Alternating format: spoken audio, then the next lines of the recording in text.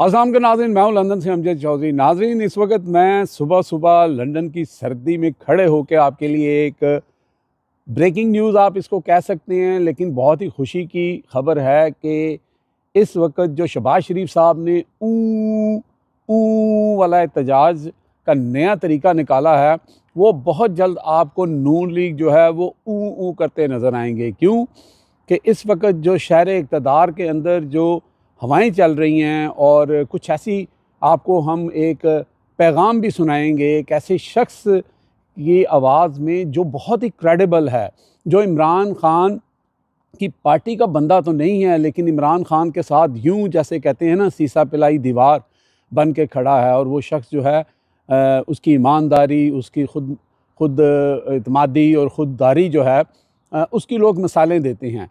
तो आपको हम ये पूरी बात बताएंगे, आप पूरी ख़बर सुने, पूरी वीडियो देखें तो आपको समझ आ जाएगी। लेकिन इसके साथ साथ हम पहले आपको ये बताना चाहते हैं कि ये जो बात मैं कर रहा हूँ ये क्यों कर सच लग रही है, और क्यों कर आपको यकीन करना चाहिए कि नून लीग की सफ़ों के अंदर इस वक्त जो है, जिसे सफ़े मातम कहते हैं, वो बिछना शुरू हो गया है। इरफान सिद्दीकी जो हुकूमत के नुमाइंदे हैं और हुकूमत के बड़े करीब जाने जाते हैं, नवाज शरीफ के राइट हैंड गिने जाते हैं, उनसे जब किसी ने सवाल किया, ये जो पीटीआई के साथ आप मुज़ाकरात कर रहे हैं, आप इसमें कितने सीरियस हैं, आप पीटीआई की कौन कौन सी डिमांड मान सकते हैं, तो उन्होंने कहा कि पीटीआई को चाहिए कि वो हमारी जो चादर है यानी उसको देख कर डिमांड करें, जो हमारी पावर्स हैं उनको देख कर डिमांड करें, अपनी डिमांड पर थोड़ा गौर व फिक्र करें। यानी मकसद कहने का ये है कि वो जो कह रहे हैं कि 9 मई के ऊपर आपने जुडिशल इंक्वायरी करनी है या 26 नवंबर पे करनी है, तो इतनी पसली है ही नहीं उनकी। यानी कि ये एक कठपुतली जो हुकूमत है वो है, इसका मतलब ये है। दूसरी तरफ शहबाज शरीफ साहब ने भी अपनी तकरीर के अंदर एक ऐसा जुमला बोल दिया, उन्होंने कहा कि इस वक्त जो हम तरक्की की राहों के ऊपर गामजन हैं, और वो जो एहतजाज का नया तरीका भी उन्होंने ऊ करके निकाला।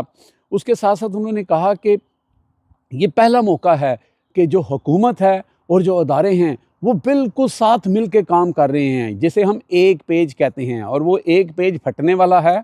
वो उन्हीं के जुमले से, अगले जुमले से आपको पता लगेगा। और हम चाहते हैं कि ये काम जो है ये इसी तरह चलता रहे, ये एक पेज जो है इसी तरह बना रहे। लेकिन कभी कभी दिल में वसवसे आ जाते हैं। जी हाँ, ये वही वसवसे हैं जिनका जिक्र मैं कर रहा हूँ।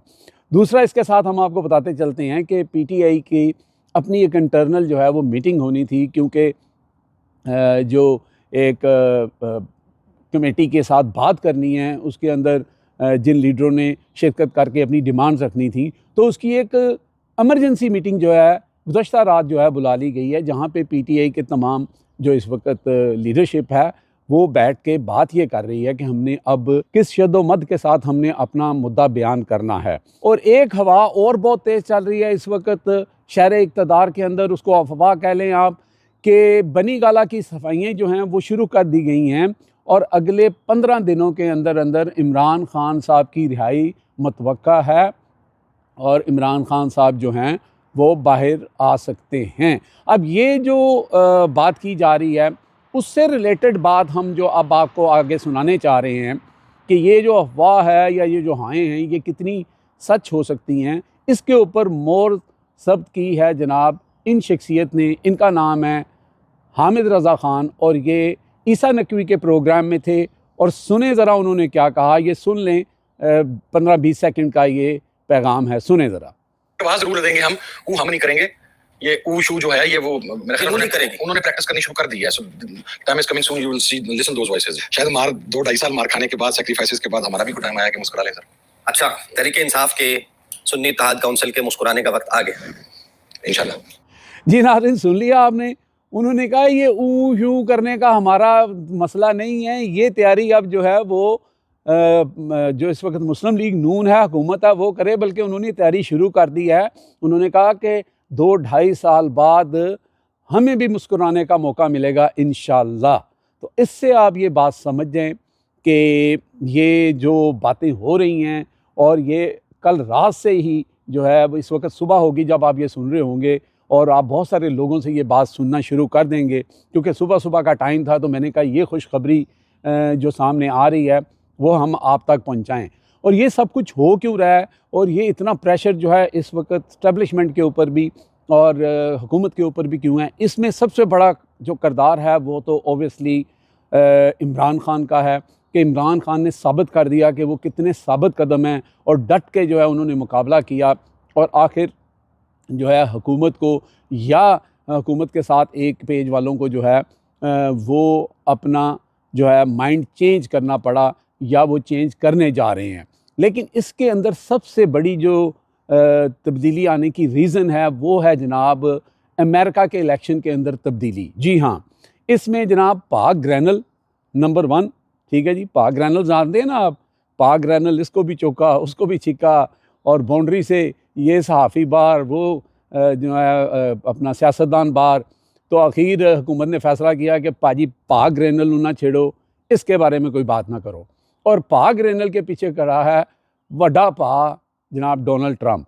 तो डोनाल्ड ट्रंप ने जो कल अपनी एक वीडियो लगाई है अपने ट्विटर हैंडल के ऊपर डीप स्टेट के बारे में, वो वीडियो देखकर आपको अंदाज़ा हो जाता है कि डोनाल्ड ट्रंप जो है वो किस माइंडसेट के साथ आ रहा है।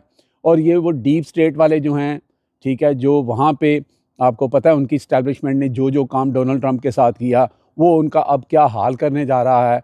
और वहाँ की जो इस्टेब्लिशमेंट और जो बाइडन एडमिनिस्ट्रेशन थी उसने जो पाकिस्तान के अंदर किया और जो कुछ यहाँ पे हुआ और वो सारा रजीम चेंज, ये केस भी खुलने का बहुत ज़्यादा चांस है।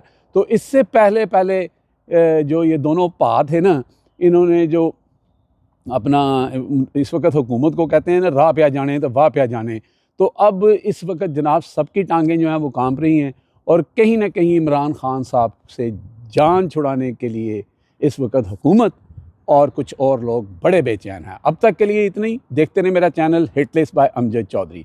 चैनल को सब्सक्राइब कर लें, लाइक कर लें और अपने कमेंट्स ज़रूर किया करें ताकि आपका और हमारा राब्ता बना रहे। अल्लाह हाफिज़।